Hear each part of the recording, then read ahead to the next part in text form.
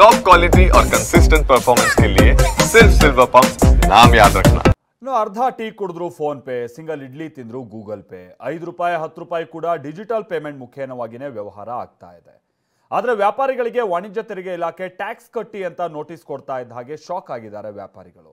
Digital ಪೇಮೆಂಟ್ಗೆ good bye ಹೇಳ್ತಾ ಇದ್ದಾರೆ ಬಹಳಷ್ಟು ಮಂದಿ ವ್ಯಾಪಾರಸ್ಥರು.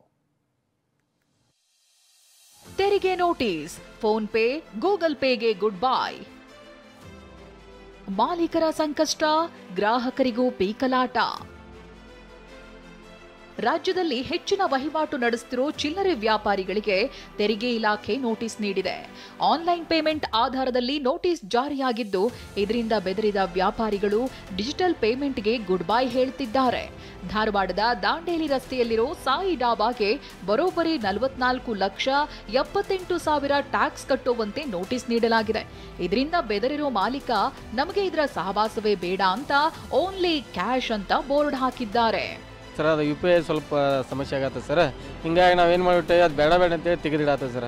ನಮ್ಮ ಸಣ್ಣ ಪುಟ್ಟ ವ್ಯಾಪಾರದವ್ರು ನಾವು ಈಗ ಎಲ್ಲರೂ ಪ್ರತಿಯೊಬ್ಬರು ಬರೋರೆಲ್ಲರೂ UPI ಪೇಮೆಂಟ್ ಮಾಡ್ತೇನೆ ಅನ್ನತ್ತಾರ. ಅದ್ರ ಸಂಬಂಧ ನಮ್ಗೆ ಅದ್ರದ್ದು ಇದು ಬೇಡ ಅಂತೇಳಿ ತೆಗಿಯತ್ತೀವಿ. ಕಸ್ಟಮರ್ಗೆ ನಮ್ಗೆ ಸ್ವಲ್ಪ ಕಿರಿಕಿರಿ ಆಗತ್ತೆ ಸರ್. ಅದು ಸ್ವಲ್ಪ ಸಮಸ್ಯೆ ಭಾಳ ಆಗತ್ತೆ ಸರ್ ಅದ್ರ ಸಂಬಂಧ. ಇನ್ನು ಶಿವಮೊಗ್ಗದಲ್ಲೂ ಇದೇ ಕತೆ. ಸಣ್ಣ ಸಣ್ಣ ಹೋಟೆಲ್ನವರಿಗೂ ನೋಟಿಸ್ ಬಂದಿದೆ. ಹೀಗಾಗಿ ಇಲ್ಲೂ ಡಿಜಿಟಲ್ ಪೇಮೆಂಟ್ಗೆ ಗುಡ್ ಬೈ ಹೇಳಿದ್ದಾರೆ. ಎಲ್ಲರೂ ಫೋನ್ ಪೇ ಅಂತ ಮಾಡಿದ್ರೆ ಹೆಂಗೆ ಮೇಂಟೆನೆನ್ಸು ಆ ಸರ್ವಿಸ್ ಅನ್ನೋದನ್ನ 30 ಲಕ್ಷಕ್ಕೆ ಏನಾದ್ರು ಮಾಡಿದ್ರೆ ಅದು ಬಡ ಜನರಿಗೆ ಅನುಕೂಲ ಆಗುತ್ತೆ. ದಯವಿಟ್ಟು ಅದಕ್ಕೋಸ್ಕರ ಫೋನ್ ಪೇ ಬೇಡ ಅಂತ ನಾವು ಹೇಳಿದ್ವಿ. ಯಾಕಂದ್ರೆ ಗ್ರಾಹಕಲ್ಲಿ ವಿನಂತಿ ಮಾಡ್ತಾ ಇದ್ದೀವಿ. ಗ್ಯಾರಂಟಿ ಯೋಜನೆಗಳಿಗೆ ಹಣ ಹೊಂದಿಸಲಾಗದೆ ತೆರಿಗೆ ಇಲಾಖೆ ಮೂಲಕ ನೋಟಿಸ್ ಕೊಡಿಸುತ್ತಿದ್ದಾರೆ ಅಂತ ಬಿಜೆಪಿ ರಾಜ್ಯಾಧ್ಯಕ್ಷ ವಿಜಯೇಂದ್ರ ಆರೋಪಿಸಿದ್ದಾರೆ. ಗ್ಯಾರಂಟಿಗಳಿಗೆ ಹಣವನ್ನು ಕ್ರೋಢೀಕರಿಸೋದಕ್ಕೆ ಸಾಧ್ಯ ಆಗದೇನೆ ಇವತ್ತು ಇದನ್ನೇ ನೆಪ ಒಡ್ಕೊಂಡು ತೆರಿಗೆ ಇಲಾಖೆಗಳಿಂದ ನೋಟಿಸ್ ಕೊಟ್ಟು ಬೀದಿ ವ್ಯಾಪಾರಿಗಳನ್ನು ಹೆದರಿಸ್ತಕ್ಕಂಥ ಕೆಲಸವೂ ಕೂಡ ರಾಜ್ಯ ಸರ್ಕಾರದಿಂದ ಆಗ್ತಾ ಇದೆ. ಅಧಿಕಾರಿಗಳಿಗೆ ಲಂಚ ಕೊಟ್ರೆ ನೋ ಟ್ಯಾಕ್ಸ್. ತೆರಿಗೆ ನೋಟಿಸ್ ನಡುವೆ ಕಮರ್ಷಿಯಲ್ ಟ್ಯಾಕ್ಸ್ ಅಧಿಕಾರಿಗಳು ಇದರಲ್ಲೂ ದುಡ್ಡು ಮಾಡ್ತಿದ್ದಾರಾ ಅನ್ನೋ ಅನುಮಾನ ಮೂಡಿದೆ. ಇದಕ್ಕೆ ಕಾರಣವೇ ಬೆಂಗಳೂರಿನಲ್ಲಾಗಿರೋ ಘಟನೆ.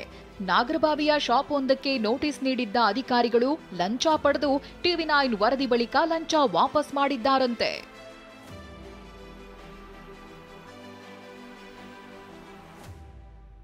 ರಾಜ್ಯದ 6,000 ವ್ಯಾಪಾರಿಗಳಿಗೆ ನೋಟಿಸ್.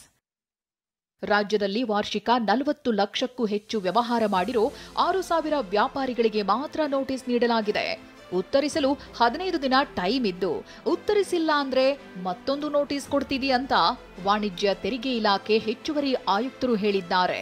ತೆರಿಗೆ ಟ್ರೇಡರ್ಸ್ ಏನಿದ್ದಾರೆ ಅವರ ಬ್ಯಾಂಕ್ ಅಕೌಂಟ್ಗೆ ಒಂದು ವರ್ಷದಲ್ಲಿ 40 ಲಕ್ಷಕ್ಕಿಂತ ಜಾಸ್ತಿ ಟ್ರಾನ್ಸಾಕ್ಷನ್ ಮಾಡಿದ್ದಾರೆ ಅಂತ ಹೇಳಿದ್ರೆ ಅಂತಹ ವರ್ತಕರಿಗೆ ನೋಟಿಸ್, ಕ್ಲಾರಿಫಿಕೇಟರಿ ನೋಟಿಸ್ ಅನ್ನುವಂಥದ್ದು ಇಶ್ಯೂ ಮಾಡಲಾಗಿದೆ. ಡಿಜಿಟಲ್ ಪೇಮೆಂಟ್ ಬಂದ ಬಳಿಕ ವ್ಯಾಪಾರಿಗಳು, ಗ್ರಾಹಕರು ಇಬ್ಬರಿಗೂ ನೆರವಾಗಿತ್ತು. ಆದರೆ ತೆರಿಗೆ ನೋಟಿಸ್ ಮತ್ತೆ ಹಳೆ ಪದ್ಧತಿಗೆ ಮರಳುವಂತೆ ಮಾಡಿದೆ.